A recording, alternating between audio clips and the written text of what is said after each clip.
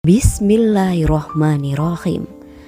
Assalamualaikum warahmatullahi wabarakatuh. Syukur alhamdulillah kita bisa berjumpa lagi di channel ini. Sholawat dan salam selalu dan tetap tercurahkan kepada junjungan kita Nabi besar Muhammad sallallahu alaihi wasallam.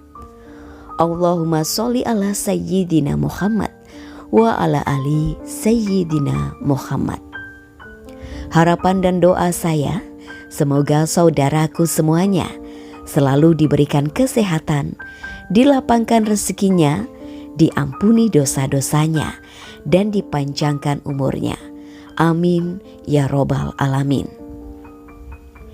Sahabat beriman yang dirahmati Allah, ada 5 perkara yang jangan sampai perkara tersebut diceritakan kepada orang lain, walaupun orang itu adalah istri kita atau orang-orang yang kita cintai. 5 perkara ini jangan sampai siapapun tahu. Cukuplah hanya kita dengan Allah saja yang tahu. Lalu, apa saja 5 perkara itu? Yang pertama adalah dosa atau aib kita sendiri. Islam melarang kita untuk membuka atau menceritakan aib sendiri setelah Allah menutupnya. Rasulullah Shallallahu Alaihi Wasallam bersabda, "Setiap umatku akan mendapatkan ampunan dari Allah Azza wa Jalla kecuali al-mujahirin," yaitu semisal ada seorang laki-laki yang mengerjakan sebuah perbuatan buruk pada malam hari, kemudian ia menjumpai waktu subuh dan Allah telah menutupi aibnya berupa perbuatan buruk. Lalu laki-laki tersebut mengatakan, "Wahai fulan, aku telah mengerjakan sebuah perbuatan buruk atau jelek ini dan itu." Maka itulah orang yang malamnya Allah telah menutupi aibnya, lalu ia membuka aibnya sendiri di waktu subuh. Hadis riwayat Bukhari dan Muslim. Al-mujahirin adalah orang-orang yang menunjukkan bahwa ia telah berbuat maksiat kepada Allah Azza wa Jalla. Rasulullah bersabda, "Setiap umatku dimaafkan kecuali orang yang terang-terangan melakukan maksiat." Termasuk terang-terangan adalah seseorang yang melakukan perbuatan maksiat di malam hari, kemudian di paginya ia berkata, "Wahai fulan, kemarin aku telah melakukan ini dan itu," padahal Allah telah menutupnya, dan di pagi harinya ia membuka tutupan Allah atas dirinya. Hadis riwayat Bukhari dan Muslim. Maka dari itu, hendaklah kita langsung bertaubat ketika melakukan kesalahan dan menutup erat aib tersebut. Yang kedua, tidak boleh menceritakan aib orang lain. Aib adalah bagian dari masa lalu setiap orang, sehingga tidak boleh disebarkan, apalagi dengan maksud menjelekan. Allah Subhanahu wa Ta'ala berfirman dalam Quran surat An-Nur ayat 19 tentang perintah menutup aib sesama. Sesungguhnya orang-orang yang ingin agar berita perbuatan yang amat keji itu tersiar di kalangan orang-orang yang beriman, bagi mereka azab yang pedih di dunia dan di akhirat. Dan Allah mengetahui, sedangkan kamu tidak mengetahui. Ajaran Islam memerintahkan setiap muslim supaya menutup aib, baik aib diri sendiri maupun aib orang lain. Rasulullah Shallallahu Alaihi Wasallam bersabda, "Wahai orang-orang yang beriman dengan lisannya, tetapi tidak beriman dengan hatinya, janganlah kamu mengumpat kaum muslimin dan janganlah membuka aib mereka. Barang siapa membuka aib saudaranya, niscaya Allah akan membuka aibnya. Dan siapa yang dibuka Allah aibnya, niscaya Allah akan menunjukkan aibnya, meskipun dirahasiakan di lubang kendaraan." Hadis riwayat Tirmizi.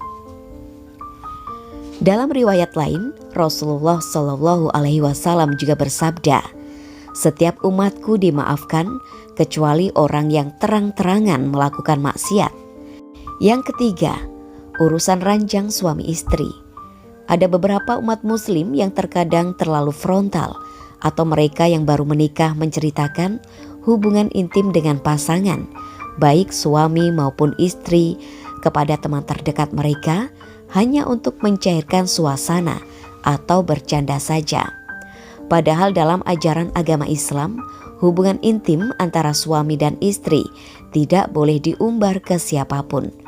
Merasa sudah syah, banyak pasangan suami istri yang memang sengaja berduaan dan menciptakan momen intim karena sudah sah.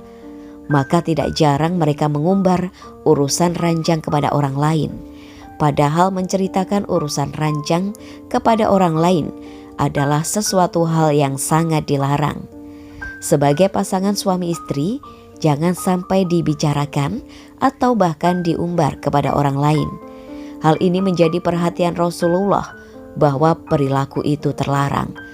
Rasulullah Shallallahu Alaihi Wasallam pernah bersabda, paling buruknya kedudukan manusia di sisi Allah nanti di akhirat adalah orang laki-laki yang berhubungan dengan istrinya, lalu ia menceritakan rahasianya pada orang lain. Hadis riwayat Muslim. Kemudian yang keempat, menjaga amanah. Jika seseorang menceritakan suatu peristiwa, kemudian ia berpaling, maka cerita itu menjadi amanah. Hadis riwayat Tirmizi dari Jabir bin Abdullah. Amanah merupakan salah satu sifat mulia yang dimiliki oleh Nabi Muhammad Sallallahu Alaihi Wasallam. Ajaran untuk bersifat amanah ini sejalan dengan perintah Allah dalam Al-Quran surat An-Nisa ayat 58. Sungguh Allah menyuruhmu menyampaikan amanah kepada orang yang berhak menerimanya. Dan apabila kamu menetapkan hukum di antara manusia, hendaknya kamu menetapkannya dengan adil. Sungguh Allah sebaik-baik yang memberi pengajaran kepadamu. Sungguh Allah Maha mendengar lagi Maha melihat. Rasulullah juga pernah bersabda tentang amanah yang diriwayatkan oleh Imam Ahmad.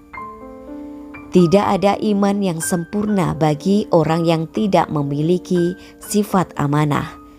Dan tidak ada agama yang sempurna bagi orang yang tidak menepati janji. Amanah memiliki arti dipercaya atau terpercaya. Sementara jika dilihat dari sisi akidah dan syariat agama, amanah adalah segala sesuatu yang harus dipertanggungjawabkan dan berkaitan dengan orang lain atau pihak lain. Amanah bisa berupa benda, pekerjaan, perkataan, ataupun kepercayaan. Maka amanah bisa berbentuk apa saja yang nantinya akan dimintai pertanggungjawabannya. Sebagai contoh, dalam pergaulan sehari-hari, kita sering mendengar cerita dari rekan atau sahabat tentang diri mereka dan juga orang lain. Sadar atau tidak, sebenarnya cerita-cerita tersebut menjadi amanah buat kita.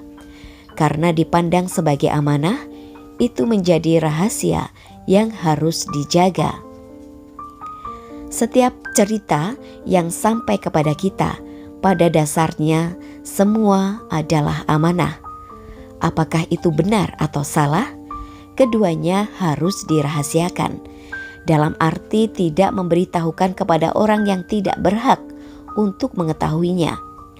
Rasulullah Shallallahu Alaihi Wasallam bersabda, barang siapa yang menutup aib saudaranya, maka Allah akan menutup aibnya di dunia dan di akhirat kelak. Hadis.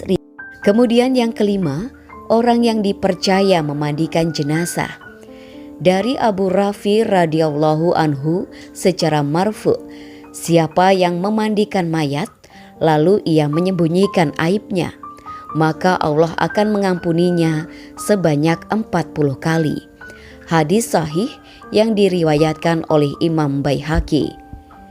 Dalam hadis ini terdapat penjelasan tentang keutamaan orang memandikan mayat, lalu melihat aibnya, kemudian menutupinya. Orang yang melihat kekurangan pada mayat itu ada dua macam. Yang pertama berkaitan dengan kondisinya, dan yang kedua berkaitan dengan tubuhnya. Jenis yang pertama, misalnya jika ia melihat perubahan wajah yang menghitam dan menjadi jelek pada mayat, maka ini bisa jadi merupakan tanda syu'ul khotimah. Kita mohon kepada Allah untuk keselamatan dirinya. Maka dia tidak boleh menceritakan kepada orang lain bahwa aku telah melihat orang ini dalam kondisi seperti ini, karena ini berarti mengungkap aibnya. Sementara orang itu telah pergi menghadap Robnya, dan Allah akan memberinya balasan yang pantas dengan adil atau maaf atas karunia-Nya. Dan yang kedua, jika ia melihat cacat di punggung mayat yang selama hidupnya ia tutupi dari orang lain, maka orang yang menutupinya saat kematiannya mendapatkan pahala ampunan yang besar sebanyak 40 kali. Sahabat yang beriman yang dirahmati Allah, itulah mengenai 5 hal yang tidak boleh diceritakan kepada orang lain. Wallahu a'lam. Demikian yang bisa saya bagikan. Semoga bermanfaat untuk kita semua. Amin ya robbal alamin. Assalamualaikum warahmatullahi wabarakatuh.